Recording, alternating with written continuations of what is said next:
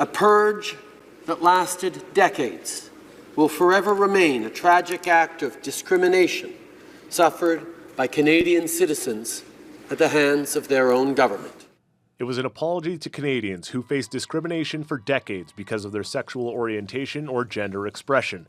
Many of them targeted, harassed, and even fired from positions within the Canadian military and federal public service. Stories from that period in history, known as the LGBT Purge, now the focus of a new display within the Canadian Journeys section at the Winnipeg's Canadian Museum for Human Rights.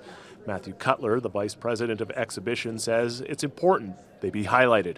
There's so many of these stories, I think, in our families, in our communities, that have yet to be told, and museums give us an opportunity to do that, and opening these conversations amongst our friends and family also get that. Many of the legal battles surrounding the purge have been fought and won by individuals who were targeted during that time. Michelle Douglas was one of them.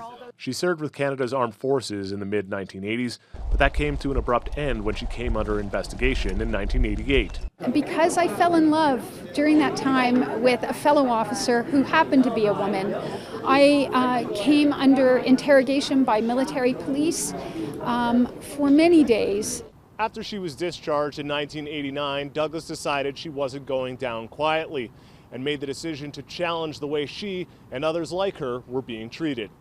I went on to launch a lawsuit against the military for their treatment of me and the broader policy of discrimination. And it was in 1992 that I won that lawsuit, ending formally the policy of discrimination against us LGBTQI+ people serving.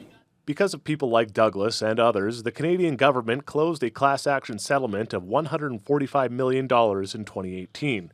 Those funds are now being used as repayment of damages to survivors and to memorialize the historical discrimination against LGBTQ2 Canadians from that era. It's a personal honor to be part of it, and in fact, it's deeply humbling.